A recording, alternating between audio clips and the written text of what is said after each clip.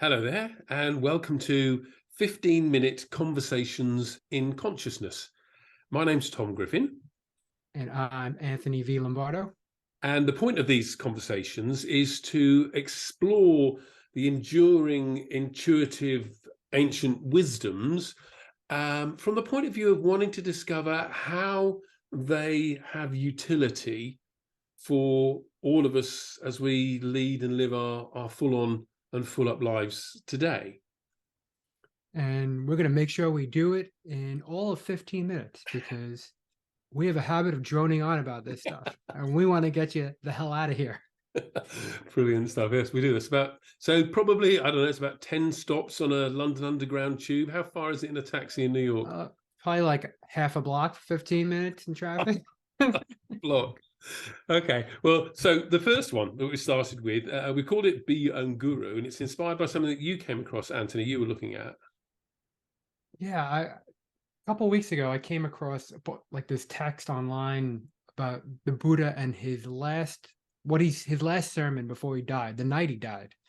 And he gathered all his followers together, and I'm going to read you what he said, and obviously it's translated into modern English. So he said, "I was only able to point the way for you. All individual things pass on. Strive on with diligence. Be a lamp unto yourself. Be a refuge to yourself. Take yourself to no external refuge." Oh, no, and I've heard that. I fell to the floor. Your thoughts, Tom? Well, I mean, I'm interested in what did it bring up for you when you first heard it? Well, it was like it made me think this is the opposite mindset that we have in today's world. Mm-hmm. Like exponential technology, social media, everybody online, everybody looking for answers. Like we live in a factory of self-development shoved down your face. And Right. he was telling the people who, followed him, this man of brilliance and wisdom, that I'm not your source of well-being. I'm not your guru. You know, you have to find, I'm not your source of peace and wisdom, that they have to find their own way. And it just made me think, is there any reason why, is there any shock that why the coaching industry is like $1 billion industry? Because everyone's looking for answers outside themselves, happiness outside themselves. Yeah. And he was saying, you got to figure this shit out for yourself. Yeah. You got to, yeah. The reality is, it's already within you. There was another famous thing that he said is, if you see the Buddha on the road, kill him. You know, the idea that sort of there is no such thing as a guru out there. You are already your own guru, and Yeah. it's by looking in toward that you can find all of the resources that you require to achieve, in his case, enlightenment. But if we're talking about kind of practical day-to-day stuff, it's like within yourself is where you will find the resources that you need. And we're about just coming up to 4 minutes in. Let's do what we promised, and let's take this idea of be the light unto yourself, be your own guru, and explore what that means in terms of how it can make a difference, how it can make a genuine difference. I mean, you touched on there on the kind of that external affirmation of social media and the kind of it's almost a cancer to happiness. You know, the classic thing of seeing people in the street who are walking along kind of like fairly miserable, and they see something, they pick up their camera and they go, Yeah. and then they're back to doing what they do. And the rest of us then look at that and think, well, that's their life. They're super happy. And it's like, no, it's not. It's a kind of, they're absolutely trying to find the guru of likes and affirmations to glow within them, which takes you in completely the opposite direction to that which the Buddha was pointing to in terms of being the light unto yourself. Yeah. I mean, I think we are so conditioned now to look for answers outside ourselves and always be chasing for answers. And who's going to fix it for us? You Yeah. know, like I'm not going to be whole until I meet the love of my life. I'm not going to be, I'm not going to be, you know, my life isn't worth anything unless I get that promotion and I'm making XYZ and You all hear this and stuff. you hear so much of the kind of low self-esteem, and you know, so you know that is you know a real on the road, real world issue that people have. And if you think about it, as long as your guru, in inverted commas, is out there somewhere, is some likes or some whatever, or the approval of something out there, then of course you can have low self-esteem because you're not nurturing yourself. You're effectively you're bequeathing your self-esteem to the opinions of others. Yeah. I mean, what do we always talk about? Oh, everything comes down to awareness, right? Like this is this is self-development 101 is like you got to the awareness that what you're doing, what you are um you're putting your happiness outside yourself. You're putting your own value outside Yeah, yourself. And it really comes down to awareness. Like, I mean, why do people practice mindfulness, meditation? I mean, people aren't doing this because they want to be, oh, I'm the cool kid that practices meditation. I mean, there's a reason why these practices mean like help are yeah, helpful and why they're popular. Like for me personally, awareness itself, being self-aware. yeah. I mean, being self-aware of what you're doing, right? Of Yeah. when you're doing and I when just you're doing it. I just had this lovely idea about kind of yeah, and it marries. There's this model I use sometimes. It's about being your own role model, and it points to the fact that we all contain within us this immense library of resources. You know, born of our experiences, born of all sorts of things, and as you become aware that you already possess within you and around you all the resources that you require to achieve those things, and that they're not actually vested in something out there. So as you become aware of this library of resources within yourself, the phrase "be the light unto yourself" kind of changes, doesn't it? It says, Yeah. look what you're going to be Mm. illuminating. Yeah. How Yeah. How crazy is about that? this? How about this? Understanding you're not broken. Like Yeah. you already possess all the goodness, all the love inside you. Like one of the biggest mindset shifts for me is that you're not here to be better. You're here to wake up, right? You're here to rediscover what you already are that's in you. Like we come into this world as babies clean, but then the world indoctrinates us with all types of crap. But we're here to wake up. So we all every one of us possess what we need to wake ourselves up. The thing is, are you willing to do that? I mean, that was beautiful. The image that came up for me as you were sharing that was this idea that we are born into the world as the light. You know, we're Mm, pure, we're clean, we're unstained, and it's as a result of the living of a life and the conditioning of a life that those shadows and those shades start to get cast upon us. So much so that we kind of forget that we're the light, and we just seek the light out there in others. You yeah. know, I mean, we're about what 8.5 minutes in, and I like where we're going.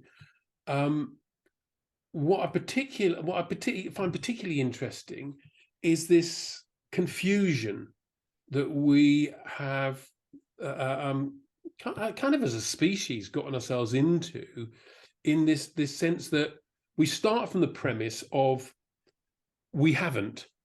You know, when you got, you know, when there's a problem or you know, something there's some issue comes up, oftentimes the first place our mind goes is to what we haven't got, what we need. Oh, right, this is how. No, we need one of these then. So the first thing you do when you're in a situation that you don't want to be in, the first thing you do is place your mind and your awareness on what's not here, on what you haven't got. Yeah. Yeah. And you fail to see that you actually already have, be the light unto yourself, you already have within you and around you, as I said earlier, all of those resources. It's crazy, isn't it? And that's that kind of external affirmation on acid, isn't it? I wonder what I mean. Why is that? Why do we do that? Why do we kind of instantly look out there? You know, it's that lovely story of the the tramp, the down and out, that's all his life have been sitting on this crate, just hoping and wishing that the kind of everything that he could want would come to him. And he goes off wandering, looking for it here, looking for there, comes back to his crate, sits on his crate, nothing else. And of course, as anyone who knows the story knows, all he needs to do is stand up, lift up the lid of that crate, and there is, a chest full of gold. It's already exactly where you are. And when you Yeah, go off in search of it, you just get further away. it is wild that you think that we have everything, but just the human condition. I mean, our evolution too. Let's be honest. Our brains evolved to always be solving problems, right? Yeah.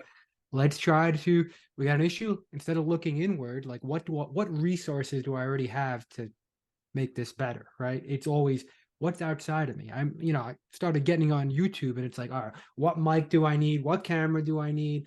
Like, grab your fucking phone and take and just film, right? Like, like we I'm always guilty of that though. I'm guilty of that.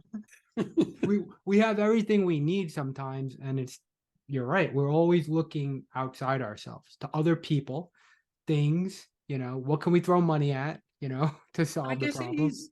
You brought up evolution there, and it is. I mean, I have this opinion, this view that we are at a certain place in the evolution of our consciousness as a species, and I do believe that we are reaching that kind of an exponential tipping point, and hopefully we choose the right path, and we continue to evolve. If we don't, okay, we don't, and the species will demise, and nature will carry on.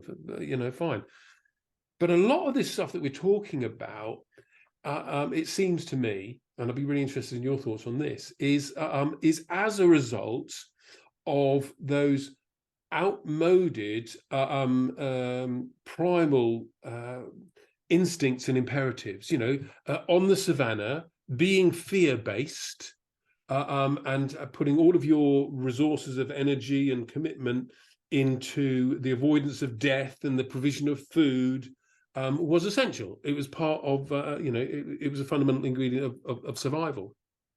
That's not the case today for the vast majority of us. That's just not the case. Yet we're still driven by that primal fear. Yeah, our brains didn't catch up to the way we evolved in other ways. Like, we evolved in other ways. Our brains still is in the savannah, right? Or like everything is a saber-toothed tiger coming around the bend to get us. But that's why it's like taking control of your mind is probably your biggest challenge as a human being, right? Like, I mean, it is. I mean, we've got like 2 minutes. 2 minutes left. Taking control of your mind is a really interesting thing. I was on a conversation, having a chat with somebody earlier today, and I was talking about our ability to think and cognize as Homo sapiens is one of our greatest gifts. But the ability to be able to think and cognize is also one of our greatest curses.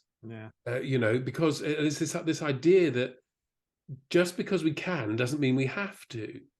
And I often compare kind of sentience and consciousness to the idea of our primate ancestors, when they developed opposable thumbs and dexterous fingers. I mean, that was just epoch changing, and it gave them the ability to use tools and weapons and communicate with cave drawings and that kind of stuff.